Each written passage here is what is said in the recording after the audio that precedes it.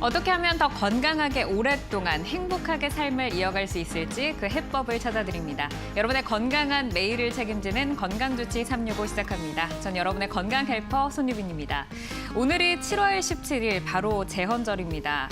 우리나라의 5대 국경일 중에 하나죠. 정말 그 우리나라의 기본, 근간이 되는 헌법이 공포된 날이기 때문에 더욱더 중요하고 의미가 있는 날이다라고 생각을 할 수가 있을 텐데요. 이렇게 국가의 존립의 기초가 되는 것이 바로 헌법이라고 한다면 우리의 삶을 이어가는 기초는 건강이 아닐까 싶습니다. 여러분의 건강 어떻게 하면 잘 지켜드릴 수 있을지 저희 건강주치 365에서 알차게 내용 준비했으니까요. 오늘도 1시간 동안 함께 하시면서 좋은 내용 챙겨가시기를 바라겠습니다. 생방송으로 진행됩니다. 여러분들 방송을 보시면서 이 부분 조금 궁금하다 하시는 부분이 생기신다면 언제든지 저희에게 전화나 문자로 상담을 나눠보실 수가 있습니다. 서울 지역이고요. 02-3772-9433, 02-3772-9459번 활짝 열어두겠습니다. 그리고 나는 문자 메시지가 조금 더 편한데 하시는 분들을 위해서 저희가 문자 메시지도 준비를 해뒀습니다. 100원의 정보 이용료가 드는 샵 3772번으로 여러분 궁금한 내용 적어서 보내주시면 저희가 상세하게 상담 나눠드리도록 하겠습니다. 네, 건강주치 365 본격적으로 시작을 해볼 텐데요. 오늘은 신경외과 전문의 홍영호 원장님과 함께합니다.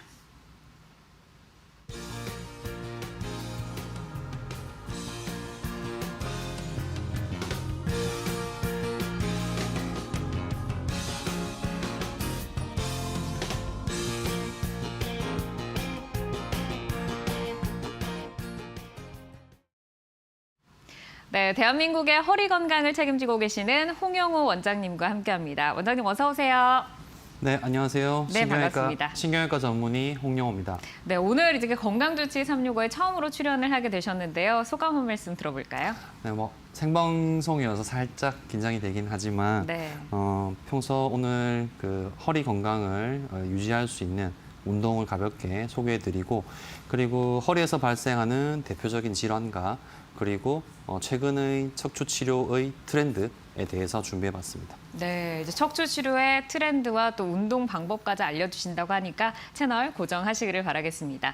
저희가 본격적으로 강의에 들어가기에 앞서서 건강 이슈 코너가 마련이 되어 있는데요. 정말 건강 정보가 빠르게 변화하고 있는데 과연 이번 주의 건강 정보는 어떤 걸지 오늘의 이슈 먼저 만나보시죠.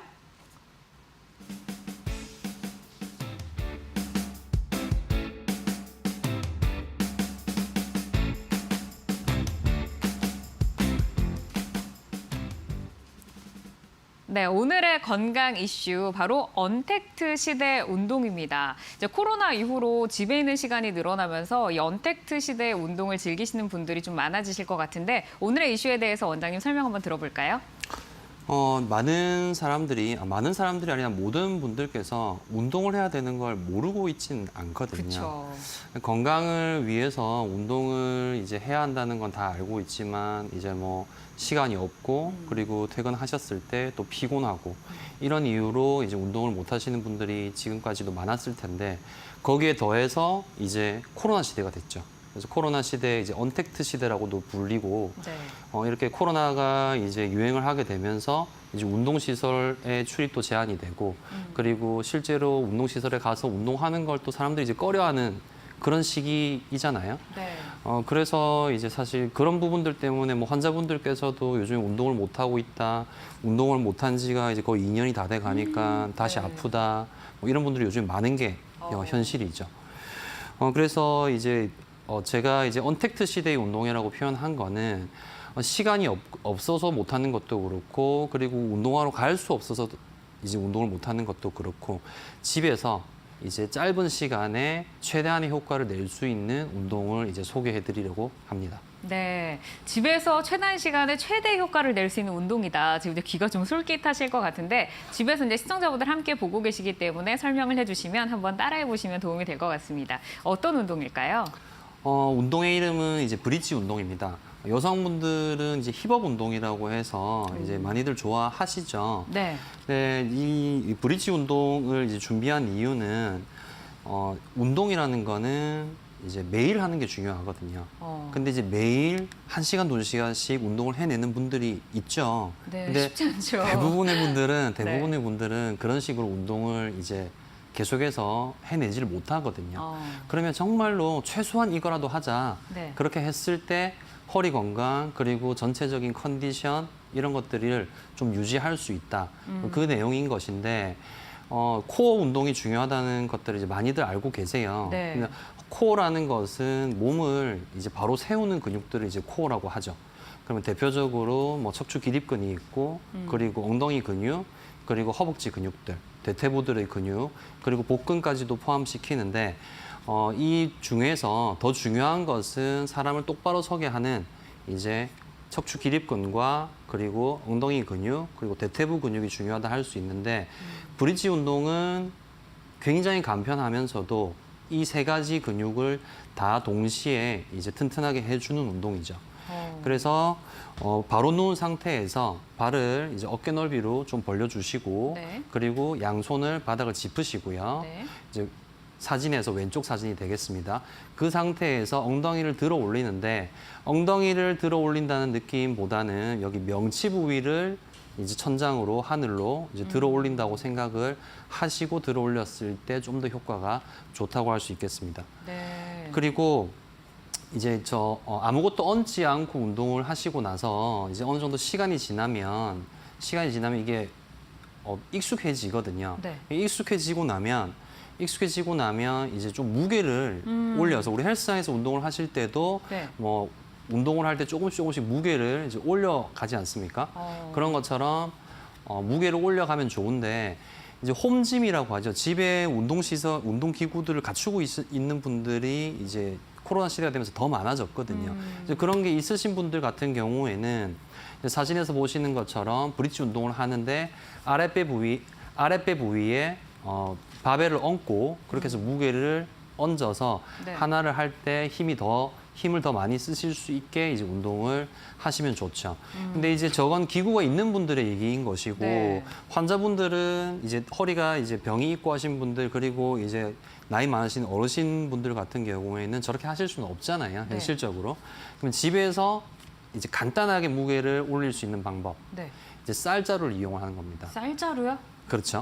네. 보통 이제 킬로짜리를. 집에서 보면 네. 이제 보통 뭐 5kg, 10kg, 20kg 이렇게 집에 준비들을 해 놓으시는데 처음에 시작하실 때 이제 5kg 정도를 아랫배에 얹으시고 네. 그렇게 해서 이제 뭐 20개씩 3세트 하시고 또 익숙해지면 네. 또 조금 더 올리는 거죠. 5kg에다가 2kg를 더하든지 네. 안 그러면 바로 10kg를 올리셔도 되고 오. 이제 해보면 스스로 무게가 요 정도가 나는 괜찮은 것 같다.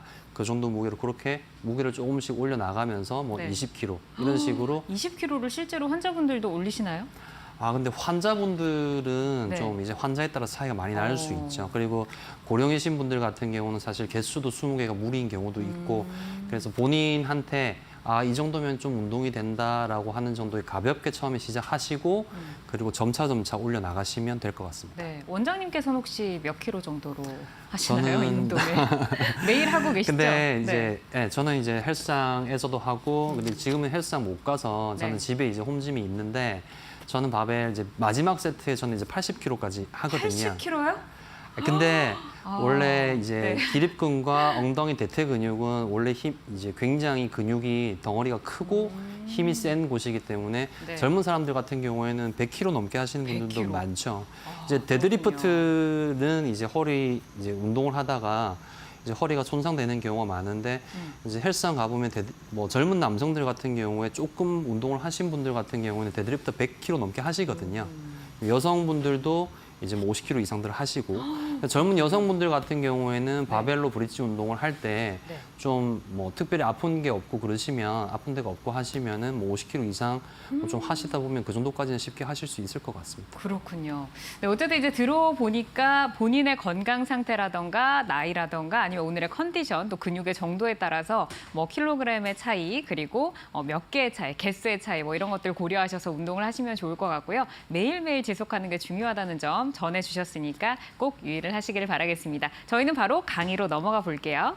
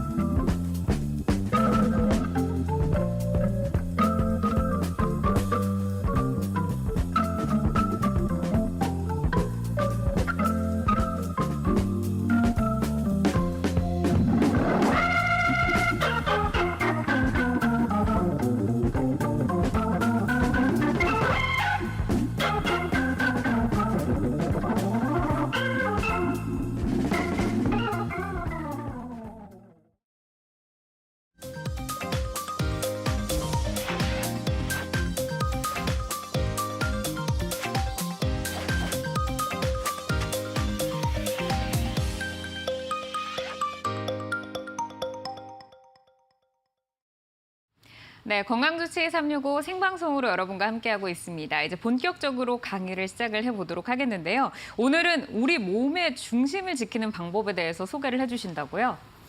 네, 맞습니다. 우리 몸을 지탱하는 축이라고 할 수 있는 부분이 이제 바로 허리인데요. 이 잘못 관리해서 이제 큰 수술까지도 이어질 수 있는 것이 이제 허리 질환이 되겠습니다. 오늘은 이제 허리에서 가장 대표적인 질환과 그리고 최신 치료의 경향에 대해서 준비해 봤습니다. 네, 오늘의 강의 주제는 바로 허리 질환입니다. 네, 정말 우리 몸에서 중요한 역할을 하고 있다라고 할 수가 있을 것 같은데요. 방송을 보시면서 그동안 나 허리 아팠는데 혹시 나도 이 질환일까? 아니면 어떻게 좀 치료를 해보면 좋을까? 궁금한 내용이 생기신다면 언제든지 저희에게 참여를 하실 수 있습니다. 서울 지역이고요. 02-3772-9433, 02-3772-9459번 활짝 열어두고 있고요. 문자 샵 3772번으로 보내주시면 원장님께서 직접 여러분과 상담을 나눠주시도록 하겠습니다. 그러면 이제 내용을 좀 본격적으로 들어가 보도록 하겠습니다. 사실 어린 시절부터 어르신들이 늘상 얘기를 하세요. 허리는 너무 중요하다, 너무 중요하다. 정말 귀가 닳도록 들어왔는데 허리란 과연 어떤 역할을 하고 있고 어떻게 생겼고 왜 중요한지 이 부분부터 한번 들어볼까요? 네, 허리는 이제 목에서부터 해서 이제 허리까지 7개, 경추 7개, 흉추 12개, 그리고 요추 5개, 그리고 전추 5개로 이루어져 있는데 네.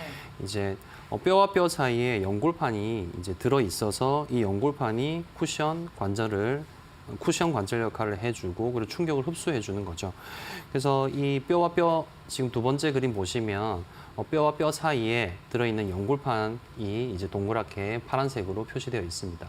그리고 그 다음 오른쪽에 있는 그림이 엑스레이 사진인데 네모나게 보이는 부분이 척추뼈에서 몸통이라고 부르는 부분이고 그 사이에 연골판이 들어있고 그 뒤에 신경이 들어있는데 마지막 사진, MRI 사진 보시면 MRI에서 신경이 보이고 그리고 뼈와 뼈 사이에 있는 연골판이 이제 촬영되어 있는 것을 보실 수가 있습니다.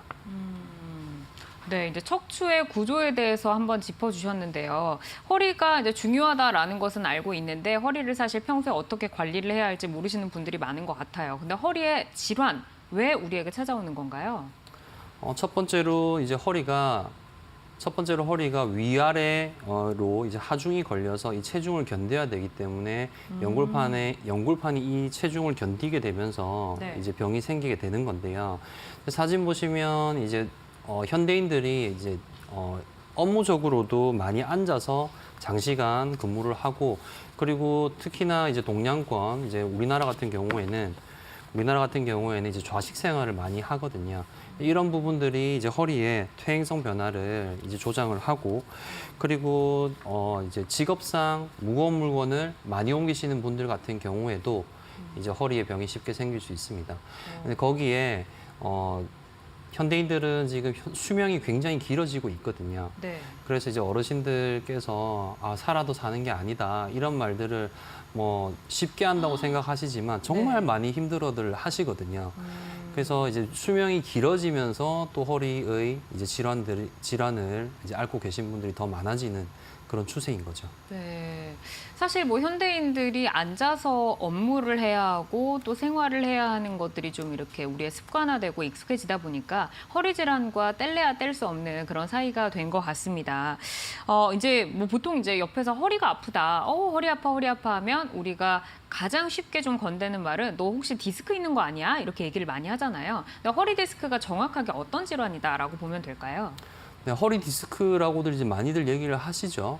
정확한 질병의 이제 명칭은 허리 디스크 탈출증입니다. 허리 추간판 탈출증, 줄여서 이제 허리 디스크라고들 이제 얘기들 하시는데 지금 왼쪽 사진은 정상 이제 허리 구조인데 이제 파란색으로 보이는 부분이 이제 연골판이죠. 이 부분은 이제 원판 모양으로 생겨서 이제 디스크라고 부르는데 네. 이 디스크가 이제 노화가 시작되는 게 보편적으로 만 5세경입니다.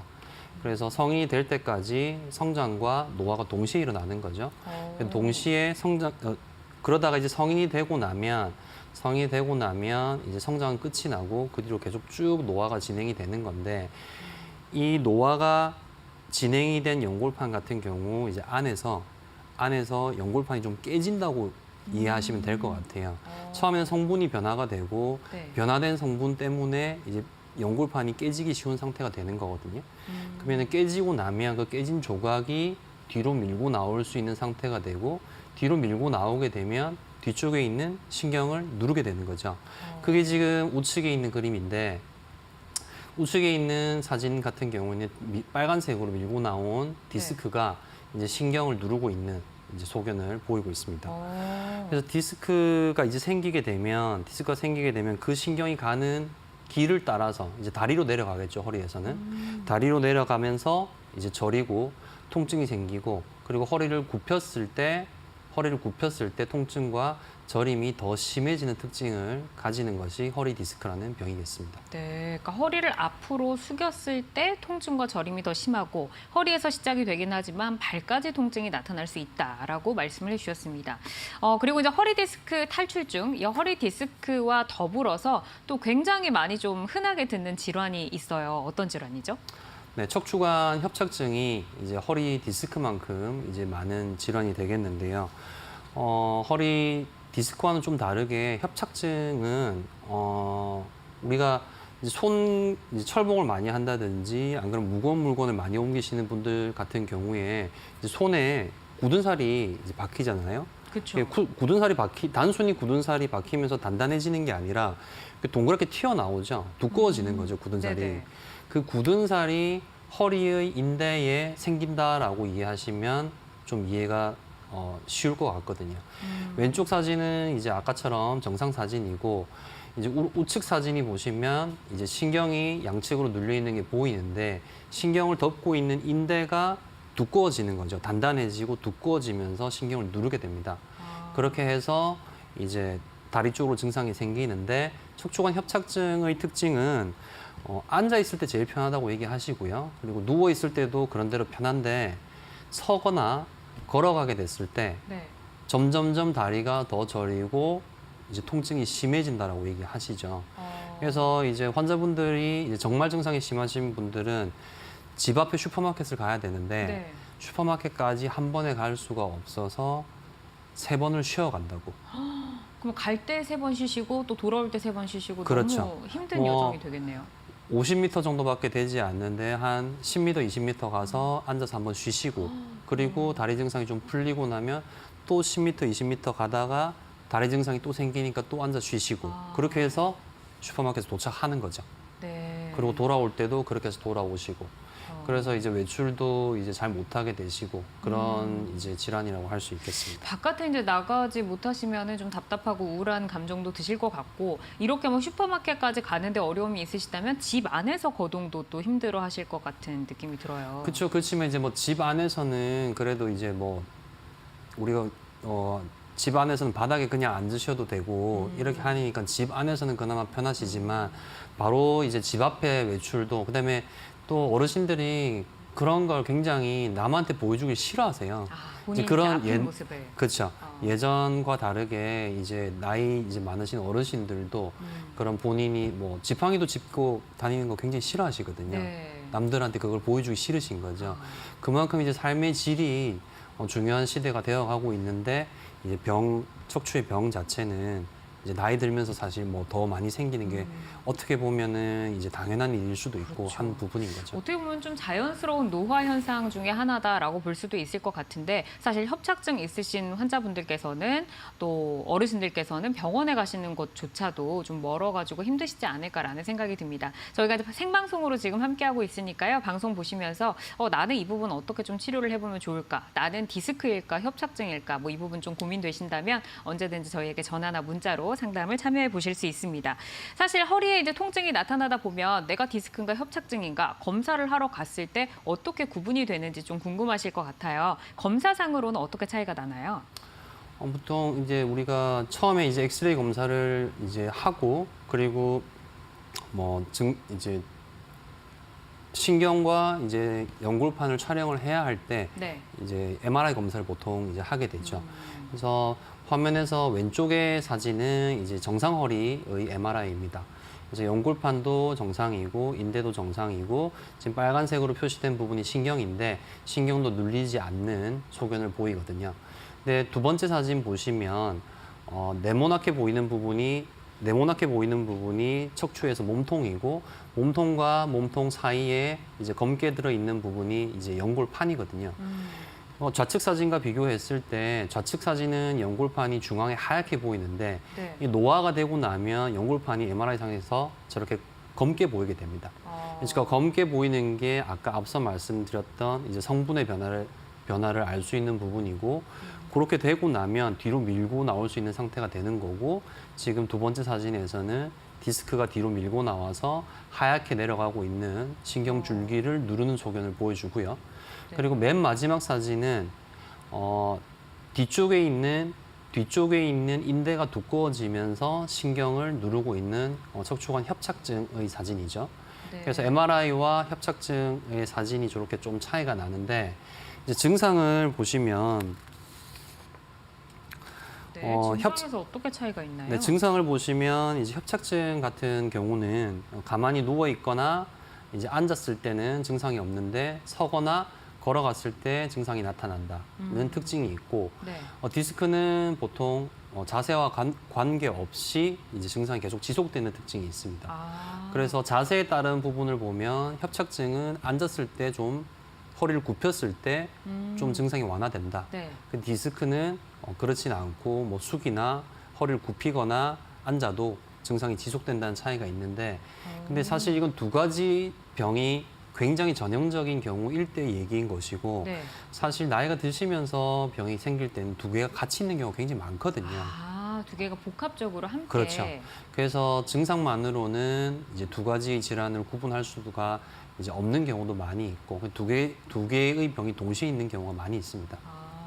그 어르신들이 이제 복합적으로 찾아온다고는 했지만 보통 좀 이렇게 허리를 구부리고 다니시는 어르신들 있잖아요. 그렇죠. 그런 분들은 이제 보통 좀 협착증이 있구나라고 알 수가 있겠네요. 그래서 이제 어르신들 보면은 이제 그 보행기라고 하죠. 네네, 앞에 이렇게 잡고 걸어 다니시는 거. 유모차를 이제 잡고 다니시는 분들도 아, 많고, 근데 네. 옛날에는 그 유모차를 많이 쓰시다가 이제는 그게 제품으로 나오는 거죠. 그게 이제 보행기인 거죠. 네네. 그래서 보행기를 잡고 허리를 조금 굽힌 상태로 다니시는 분들, 그런 분들이 이제 협착증이 있으신 분들이 굉장히 많습니다. 네. 네, 건강주치 365 신경외과 홍영호 원장님과 함께 이야기 나눠보고 있습니다. 오늘 협착증 그리고 허리 디스크에 대해서 저희가 짚어보고 있는데요. 지금까지 증상이 어떻게 나타나고 어떻게 좀 차이가 있는지 살펴봤고요. 그렇다면 치료를 어떻게 해나갈 수 있는지 치료 방법을 하나씩 살펴보도록 하겠습니다. 사실 허리 질환이 이렇게 찾아오면 일상 속에서 삶 속에서 정말 불편함과 우울함과 정말 삶의 질이 하락하는 것들을 많이 느끼실 것 같은데 허리 질환 생겼을 때 어떤 치료들이 행해지는지 치료 방법부터 좀 구체적으로 들어보도록 하겠습니다. 병원에 이제 오시기 전에는 이제 예방 단계죠. 그래서 운동을 이제 하시고 잘 지내시다가 이제 병원에 오게 됩니다. 아프면 그러면 병원에 도착하시게 되면 이제 보존적인 치료라고 하죠. 그러니까 이제 기본 치료들을 먼저 시작을 하게 되는데 뭐 약물 치료와 그리고 이제 물리 치료, 뭐 도수 치료 등 이런 치료들을 시행을 하다가 증상이 호전이 없게 되면 다음번으로 하게 되는 치료가 이제 신경 차단술이라고 하는 신경주사, 소위 신경주사라고 하는 신경주사 치료를 하게 되고요. 네. 그리고 이 치료에도 이제 반응을 하지 않을 때는 다음 치료인 수술 전 단계의 마지막 치료인 이제 시술 치료, 비수술 치료를 통해서 증상을 완화시켜 보게 되고 되고 함에도 불구하고 증상이 심하게 이제 있어서 생활이 불편하시고 한 경우에는 수술까지도 이제 가게 되겠습니다. 그렇지만 실제로 수술까지 가는 경우는 그렇게 많은 환자분들은 아니고 전체 환자분들 중에서 5% 미만 정도거든요. 허리 아프신 어르신들을 주위에서 접해보면 병원 가세요라고 말씀을 드리면 병원 가면 수술해야 돼라는 말씀들을 많이 하시더라고요. 근데 방금 원장님께서 뭐 5% 미만 정도가 이제 수술을 좀 받게 된다라고 말씀을 하셨는데 하나하나 좀 살펴보시면서 나는 수술을 해야 하는지 아니면 보존적 치료를 해도 좋은지 이런 부분들 짚어보시면 되겠습니다. 방송 보시면서 궁금한 점 있으실 때는 저에게 전화나 문자로 상담을 받아보실 수 있고요. 서울 지역 02-3772-9433, 010-3772-9459번 활짝 열려 있습니다. 생방송으로 여러분과 함께하고 있고요. 문자 메시지 샵 3772번으로 보내주셔도 원장님께서 직접 상담을 도와주시겠습니다. 저희가 방송 중에 알려드리는 것들은 건강 상식에 도움을 드리기 위한 내용이고요. 방송 중 알려드리는 정보만을 믿고 치료 결정을 내리시면 안 되고 전문의와의 충분한 상담을 통해서 치료 방향을 결정하셔야 된다는 점 꼭 유의를 해주시기를 바라겠습니다.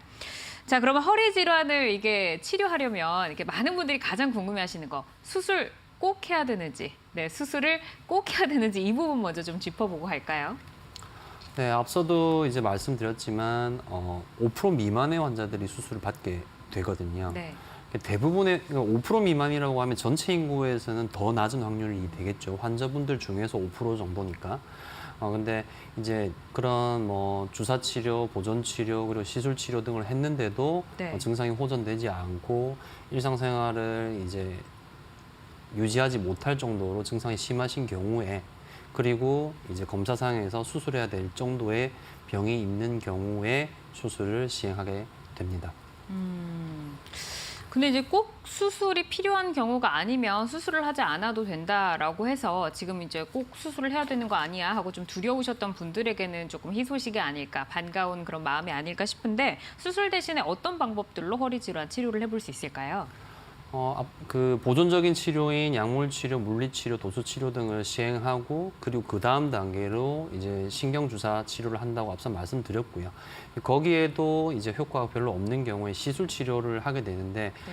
많은 시술들이 있습니다. 종류가 참 많이 있는데 오늘 이제 말씀드리는 시술은 대표적으로 가장 많이 시행하고 있는 시술 두 가지인데 첫 번째가 경막의 신경 감압술이라고 합니다. 신경 성형술이라고도 하고 꼬리뼈 쪽에 척추의 끝에 이제 꼬리뼈가 있는데 꼬리뼈에 보면 이제 조그만 구멍이 나 있거든요. 마지막에 그 구멍을 통해서 아주 가느다란 도관을 허리 안으로 이제 유치를 하는 거죠. 네. 이제 관을 병이 있는 자리까지 올리고, 그리고 그 이제 관을 통해서 병이 있는 자리에 약물을 주입을 하게 되겠습니다. 그럼 그 약물이 이제 염증을 가라앉히고 신경 부종을 가라앉혀주는 역할을 하는데, 병이 있으면 그 자리에서 자꾸 염증이 생겼다가 가라앉았다, 이게 반복이 되거든요. 네. 근데 이제 그걸 치료를 통해서 염증이 가라앉은 상태를 좀 유지를 시키는 거죠. 그리고 그 염증이 가라앉아서 증상이 호전된 상태일 때 운동을 통해서 허리를 좀 근력을 강화하고 해서 재발되지 않도록 그런 식으로 치료를 하고 있겠습니다. 네, 이제 경막의 신경 감압술은 꼬리뼈를 통해서 염증을 먼저 가라앉혀 주는 그런 비수술적인 치료 방법이다라고 말씀을 해주셨고, 다음으로는 뭐 풍선이 들어가 있는 시술이 있네요. 이건 어떤 시술인가요? 이건 풍선 감압술이라고 하는데요. 방금 말씀드렸던 신경 감압술과 마찬가지로 꼬리뼈를 통해서 협착증이 있는 자리까지 네. 도관을 올리는데 이 네. 도관 끝에 조그맣게 풍선이 있어요. 오. 그러면은 이제 도관을 올린 다음에 협착증이 심한 자리에서 네. 풍선을 살짝 팽창을 시켜서 그쪽을 살짝 조금 넓혀주는 건가요? 넓혀주는 효과가 있는 거죠. 오. 네, 그렇게 해서 이제 협착증의 증상을 조금 완화시키는 그런 치료가 되겠습니다. 네. 근데 신경 감압술 그리고 이제 풍선 확장술 두 가지 방법을 저희가 한번 들어봤는데 사실 이런 방법으로 개선이 되시면 좋겠지만 그럼에도 불구하고 이제 개선이 되지 않고 통증이 지속이 돼서 수술이 필요한 경우다라고 좀 판단이 되는 경우도 있잖아요. 근데 그런 경우가 어떤 경우일까요? 수술이 꼭 필요한 상황. 약물 치료, 주사 치료, 시술 등에도 이제 증상이 호전이 되질 않고, 그다음에 일상생활을 하는데 굉장히 큰 지장이 있다.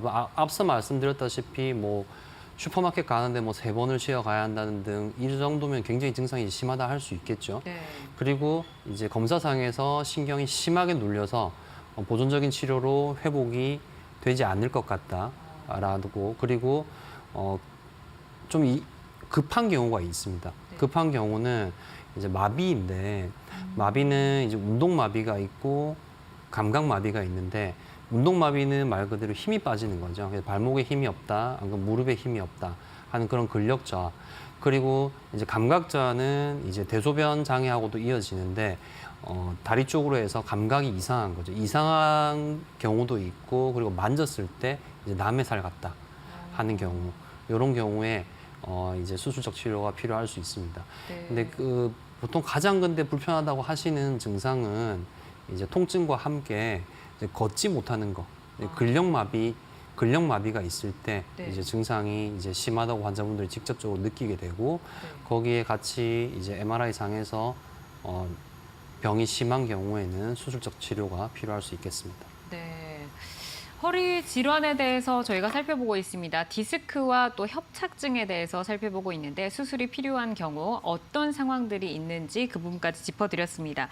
현재 허리 질환에 대해서 질문이 문자와 전화로 많이 들어오고 있는데요. 저희가 시청자님의 문자를 먼저 한번 만나보도록 하겠습니다. 문자 보여주세요. 네, 0398번님께서 보내주셨는데 허리 수술을 받은 경우에 일상생활로 복귀할 때 지장이 크지는 않은가요? 라고 하셨네요. 수술을 받은 이후에 회복에 대해서 좀 여쭤보시는 것 같아요. 어떨까요? 물론 이제 어떤 수술이냐에 따라서 차이가 이제 있을 수 있겠죠. 이제 굉장히 큰 수술을 반드시 해야 하는 경우에는 당연히 네. 이제 뭐 회복도 오래 걸릴 것이고 하겠지만 앞서 이제 대부분의 환자들은 수술이 필요하지 않다. 네. 5% 미만의 환자가 수술을 하게 된다. 근데 이 수술을 하는 환자들 중에서 대부분의 환자분들은 보통 한 마디 수술을 하시게 되거든요. 그러니까 한 마디 디스크이든지 한 마디 협착증이든지 이런 식으로 네. 수술을 하시게 되는데 과거에는 크게 절개를 하고 이제 근육을 이렇게 당겨 놓고 수술을 했었기 때문에 회복을 하는데도 시간이 많이 걸렸었고 수술 후에 이제 허리 통증도 심했었죠. 네. 그렇지만 최근에는 이제 수술도 거의 대부분 내시경 수술을 이제 하고 있습니다. 내시경 같은 경우에는 이제 뭐 위내시경 같은 거 이제 어떻게 하시는지 아시다시피 구멍만 조그맣게 뚫는 거죠. 한 0.7mm, 0.7mm 정도의 구멍을 뚫고 그 구멍을 통해서 내시경을 삽입을 하고 그 내시경을 통해서 이제 안에 디스크를 제거를 하고 협착증을 넓혀주는 거거든요. 그래서 이런 경우에는 다음 날 되면 그냥 좀 허리가 뻐근하다 하는 정도의 통증이고, 네. 그리고 다음 날 원래 이제 수술 받게 됐던 원인, 다리 통증이나 저림 이런 부분들은 이제 호전이 되고, 그래서 보편적으로 그 정도 수술을 받는 경우에는 네. 뭐 5일에서 7일 정도면 일상생활에 복귀가 가능하겠습니다. 그럼 혹시 뭐 회사를 다니시는 분들 같은 경우에는 일주일 정도 휴가 기간을 가지고 좀 회복 기간을 가지고 시술을 받아볼 수 있는 걸까요? 이 수술 자체를? 네, 뭐 물론 뭐 일주일이 지나고 나서 모든 일을 다 해도 된다 이런 건 아니겠죠. 그러니까 네. 약간의 뭐 무거운 물건을 든다든지 이런 건 좀 조심을 하셔야 되겠지만 뭐 일주일 정도면 출근하셔서 좀 조심하면서 일을 할 수 있는 정도까지는, 그러니까 가벼운 일상생활은 충분히 가능하다고 할 수 있겠습니다. 네, 알겠습니다. 이제 수술에 대해서 이제 궁금증을 담아서 문자를 보내주셨는데요. 사실 이제 수술이라는 것도 의료가 이렇게 좀 발전이 되면서 지금 내시경으로 수술을 하는 방법을 설명을 해주셨는데 저희가 이후에 계속해서 자세하게 살펴볼 내용이니까 시청자님 계속해서 함께 하시면서 내용 챙겨가시기를 바라겠습니다. 사실 뭐 이렇게 수술이다라고 하면 저희가 그냥 보통 생각했을 때는 흉터가 굉장히 많이 남고 이 회복하는 기간도 정말 오래 걸릴 것 같다라는 좀 그런 두려움이 있거든요. 근데 방금 그 말씀하신 수술법은 조금 다른 것 같아요. 어떤 거죠? 네, 구멍만 작게 뚫어서 이제 수술을 하다 보니까 환자분들이 이제 본인이 수술을 받았다고 생각 안 하시는 분들도 꽤 많으세요. 그러니까 등에 허리에 이제 흉터가 남아 있는데 찾으면 아주 작게 이제 흉터가 있으니까 잘 못 찾는 경우도 있고. 네. 그래서 뭐 수술이라고 설명을 하고 이제 진행을 했는데도 본인이 시술을 받았다고 할 정도로 이제 흉터가 적게 남고, 그다음에 이렇게 내시경 쪽으로 발전을 하고 있는 이유는 이제 근육 손상 그리고 정상 조직 중에서 이제 뼈의 손상 이런 부분들을 줄이기 위해서 이제 척추 내시경 쪽으로 점점점 더 발전해가고 있는 것이 이제 최근 경향이거든요. 네. 그래서 내시경 수술은 이제 원포트 내시경과 투포트 내시경이 있는데, 기존 척추 수술과 좀 비교를 했을 때 기존 척추 수술은 이제 한 마디 수술을 한다라고 했을 때 4cm 정도 절개를 하게 되고, 근육하고 정상 조직의 손상이 아주 크다고 할 수는 없지만 내시경과 비교했을 때는 손상이 꽤 있는 편이고 출혈량도 좀 있고, 그리고 입원 기간도 뭐 일주일 이상 걸리게 되는 것이 이제 보편적이죠. 근데 원포트, 투포트 내시경 같은 경우에는 이제 조그맣게 구멍만 뚫어서 이제 수술을 시행하고 그래서 근육 손상이 거의 없다. 정상 조직의 손상이 거의 없다는 게 이제 가장 큰 장점이 되겠습니다. 네. 그리고 워낙 이제 수술창 자체가 작다 보니까 출혈도 거의 없고 보통 뭐 정말 빠른 경우는 1박 2일 만에도 퇴원을 하시고요. 그다음에 2박 3, 보편적으로는 한 2박 3일 정도 입원 기간이 필요하겠습니다. 네. 시간이 좀 부담이 돼서 수술을 잡지 못하셨던 분들에게도 조금 반가운 소식이 아닐까 싶은데 기존의 수술을 조금 보완해 줄 수 있는 내시경 수술에 대해서 살펴보도록 하겠습니다. 1포트, 2포트라고 나눠져 있었는데요. 먼저 1포트 척추 내시경 수술, 내시경술 어떤 수술인가요? 원포트 내시경 수술은 어떤 옆구리 내시경이라고도 하고요. 그래서 허리 디스크인 경우에는 옆구리에 0.7cm 정도의 절개를 넣고 시행을 하게 되겠습니다. 절개가 아주 작고 피부 흉터가 이제 거의 남지 않아서 네. 시간이 조금 지나고 나면 흉터도 확인하기 힘들 정도죠. 그래서 근력을 이제 잘 보존을 할 수가 있고 그래서 이제 젊으신 분들이 굉장히 선호하는 수술이 되겠습니다. 네. 그러면 원포트 척추 내시경술은 어떤 분들이 받을 수 있는 건가요? 원포트 척추 내시경 수술은 근데 조금 이제 적응증이라고 하죠. 적응증에 제한이 조금 있는데 튀어나온 디스크가 위쪽 아래쪽으로 이동이 좀 심하지 않고 그리고 딱딱하지 않고 그리고 앞서 이제 수술을 하게 되는 원인 중에서 마비와 대소변 장애 등이 있었는데 그런 부분들이 없는 경우에 이제 원포트 내시경을 통해서 수술을 시행하게 되겠습니다. 네. 저희가 현재 원포트 척추 내시경술을 짚어보고 있고요. 오늘 협착증과 디스크 어떻게 해서 수술과 또 비수술 방법으로 시술을 해나갈 수 있는지 신경외과 홍영호 원장님과 함께 이야기를 나누고 있습니다. 방송 보시면서 궁금한 점 있으실 때 내 증상은 디스크일까 협착증일까 어떻게 좀 치료를 해보면 좋을까 저희에게 전화나 문자로 상담을 받아보실 수 있고요. 저희 화면 상단에 떠있는 전화번호로 언제든지 편안하게 전화 주시면 되겠습니다. 원포트 척추 내시경술 가장 궁금하신 부분들은 아마도 사례일 것 같아요. 증상이 호전된 사례를 준비해 오셨다고 들었는데 한번 만나볼까요? 네. 네, 이분은 연세가 어떻게 되시나요?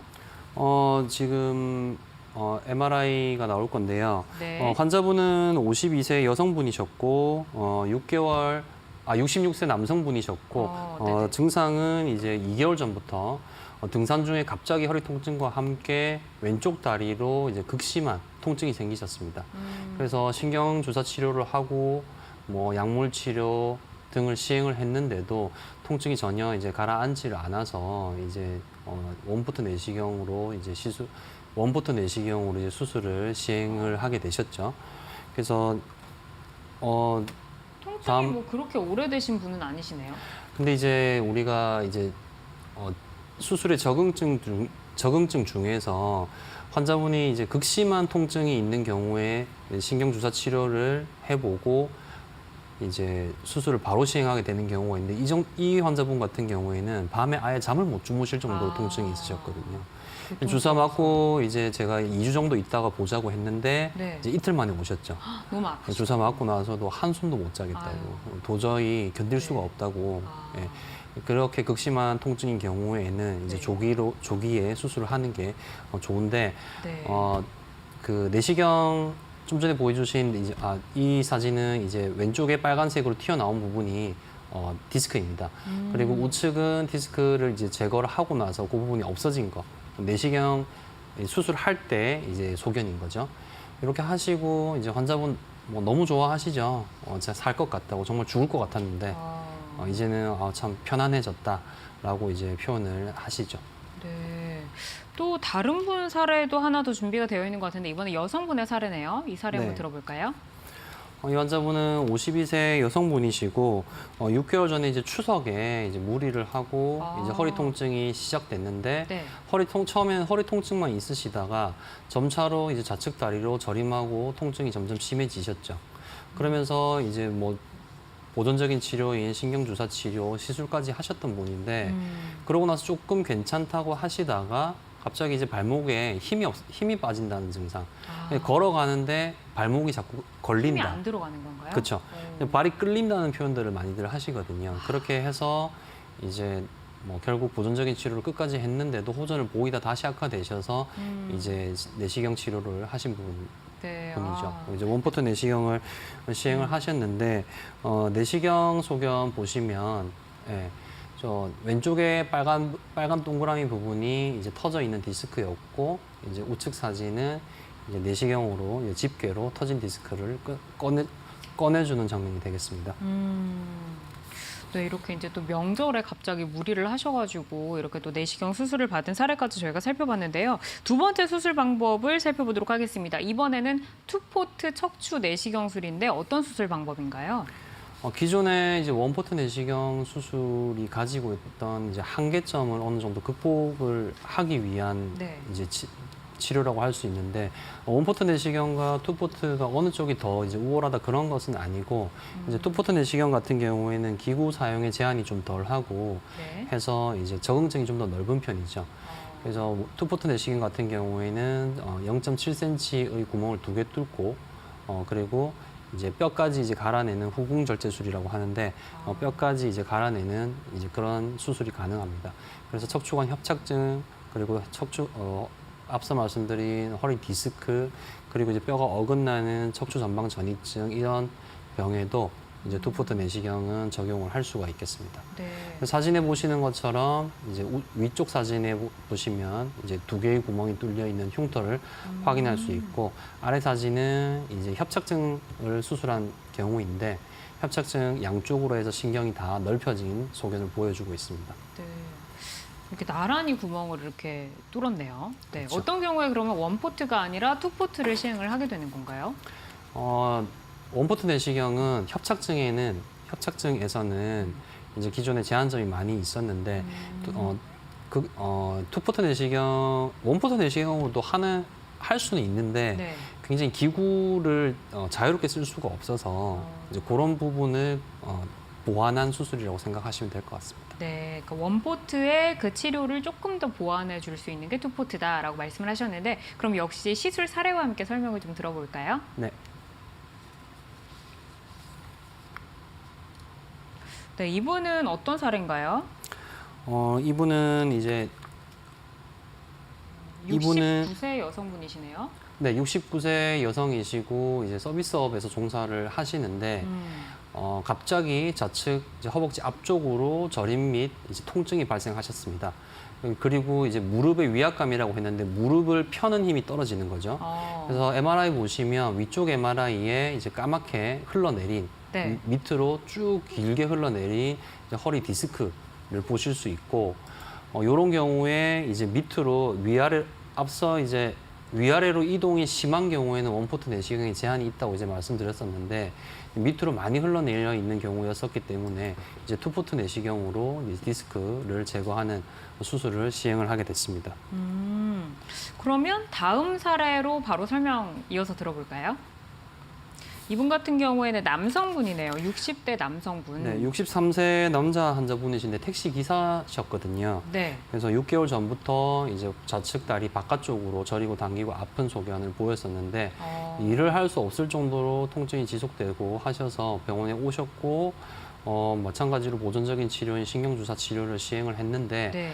그 약간 아주 조금 증상이 호전되긴 하지만 그래도 너무너무 아프다 해서 투포트 내시경으로 이제 감압술을 시행을 한 경우겠습니다. 네.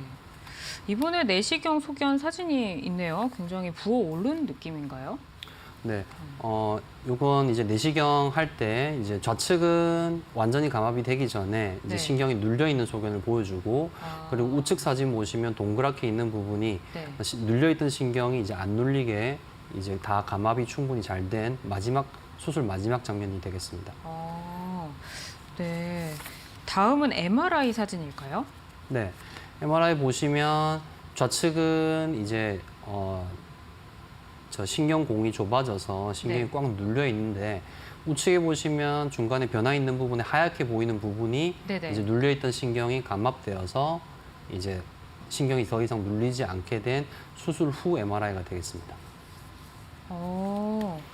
네, 알겠습니다. 저희가 이제 원포트와 투포트 내시경술 이렇게 사례와 함께 살펴드렸는데요. 치료 효과는 환자분의 나이나 치료 시기 상태에 따라서 다를 수 있다는 점 꼭 유의를 해주시기를 바라겠습니다.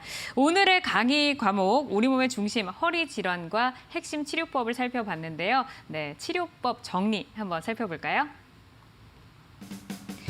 네, 허리 질환 치료법 정리해드립니다. 바른 자세, 허리 근력 강화 운동을 하라. 그리고 비수술적인 치료 방법 짚어주셨고요. 마지막으로 내시경 수술 사례와 함께 설명을 드렸습니다. 네, 앞서서 이제 저희가 방송 시작하기 전에 그 브릿지 운동이라는 근력을 강화하고 코어를 좀 단련할 수 있는 그런 운동 방법을 짚어드렸는데 이렇게 근력을 평소에 강화하고 운동을 꾸준하게 해나가는 것과 더불어서 허리 질환이 발생한 경우라면 빠르게 좀 병원을 찾으셔가지고 치료 방법을 찾으셔야 한다는 점 꼭 유의를 해주시기를 바라겠습니다. 네, 저희가 계속 전화와 문자를 통해서 여러분들이 지금 궁금한 점을 보내주고 계시는데요. 이어서 시청자분의 문자를 만나보도록 하겠습니다. 문자 띄워주세요. 네, 4467번님입니다. 60대 남성분이신데요. 목 통증으로 엑스레이를 찍었더니 디스크가 의심된다라는 진단을 받으셨고 4개월 전부터 어깨, 팔 통증이 심해져서 높은 선반에 있는 물건을 꺼내기가 힘들다. 근데 목 디스크가 생기면 어깨 통증이 심해지나요? 라고 물어보셨네요. 이게 목 디스크 때문일까요? 이제 어깨 통증 같은 경우에는 목 디스크와 그리고 어깨 관절 자체의 문제를 이제 구분하는 것이 중요하겠는데요. 지금 환자분은 이미 목 디스크를 진단을 받으셨거든요. 의심이 된다라고 얘기했는데 앞서 이렇게 목 디스크 진단을 받고 그리고 이제 목 치료를 했는데도 증상이 이제 계속해서 지속된다라고 하면 어깨 진료를 추가적으로 받아보실 필요가 있겠는데.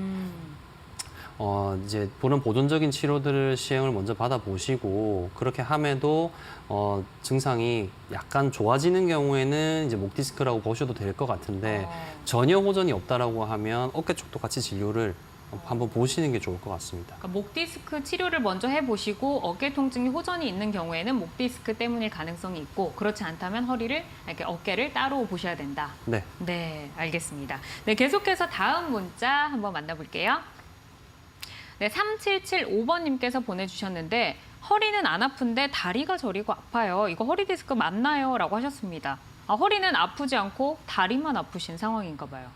네, 이제 허리에 병이 있으면 이제 허리 통증이 동반되시는 분이 더 많지만 네. 허리가 전혀 통증이 없는 분들도 사실 많습니다. 그래서 허리 질환을 치료를 하는 데 있어서 치료를 할 것인가 말 것인가를 결정하는 데 있어서 더 중요한 거는 허리 통증보다는 이제 다리 자체에 저림과 통증이 어느 정도 있는지가 사실 더 중요하다고도 얘기를 할 수 있는데 허리가 아프지 않더라도 다리 쪽으로 저림, 통증 증상이 있는 경우에는 이제 척추 병원에 이제 방문하셔서 허리 검사도 받아보시고 그리고 이제 혈관 진료가 같이 되는 병원들도 많이 있거든요. 혈관 진료요? 네, 그래서 뭐 하지정맥류라든지 이런 병에 의해서도 다리 저림 통증은 생길 수 있어서 어쨌든 다리 쪽으로도 검사를 해보시고 그리고 허리 디스크나 협착증에 대해서도 검사를 해보시는 것이 좋을 것 같습니다. 네, 그러니까 허리가 아프지 않고 다리만 아프더라도 허리 통증에 의한 그 통증일 수도 있다. 그러니까 허리도 한번 검사를 받아보시고 다리도 검사를 받아보시는 게 좋다라고 말씀을 해주셨으니까요. 참고하셔서 치료 계획 잘 세워보시기를 바라겠습니다. 오늘 정말 그 협착증 그리고 디스크 평소에 좀 우리가 궁금했던 내용들을 잘 좀 이해하기 쉽게 풀어주셔가지고 알찬 시간이 되신 것 같습니다. 네, 신경외과 홍영호 원장님과 함께했고요. 오늘 시청자 여러분께 끝으로 당부 말씀 있으시다면 어떤 말씀 남겨주실 건가요? 역시 이제 제일 중요한 부분은 예방이라고 할 수 있겠습니다. 그래서 앞서 이제 시작하면서 말씀드렸던 운동 부분, 그 부분을 한 번 더 강조하고 싶은데요. 운동을 해야 되는 걸 다 알고 계시죠. 그럼에도 불구하고 여러 가지 이유로 이제 못하고 계신데 정말 하루에 딱 10분. 10분. 네, 10분이라도 이제 아까 말씀드린 브릿지 운동 해보시면 그렇게 많이 어려운 운동이 아니기 때문에 저 수술하신 환자분들한테도 이제 외래 오실 때마다 브릿지 운동 하고 계세요. 그러면 정말로 이제 열심히 하시는 분도 있지만 또 사람이 이제 시간이 지나면서 또 마음이 해이해지고 하기 때문에 처음에 잘 하시다가 또 이제 못하는 경우가 많습니다. 그런 이제 운동 가볍게 매일매일 10분이라도 브릿지 운동 꼭 하셨으면 좋겠습니다. 알겠습니다. 이제 마음에 하루 10분을 새기시고 10분 동안 건강관리 잘 해보시기를 바라겠습니다. 저희 방송은 건강관리에 도움을 드리는 프로그램이고요. 방송 중 알려드리는 정보만을 믿고 치료 결정을 내리시지 말며 전문의와의 충분한 상담을 통해서 치료 방향 결정하셔야 한다는 점 꼭 유의를 해주시기를 바라겠습니다. 건강주치 365 마칠 시간입니다. 저희는 다음 시간에 더 알찬 내용으로 인사드리겠습니다. 시청해주신 여러분 고맙습니다.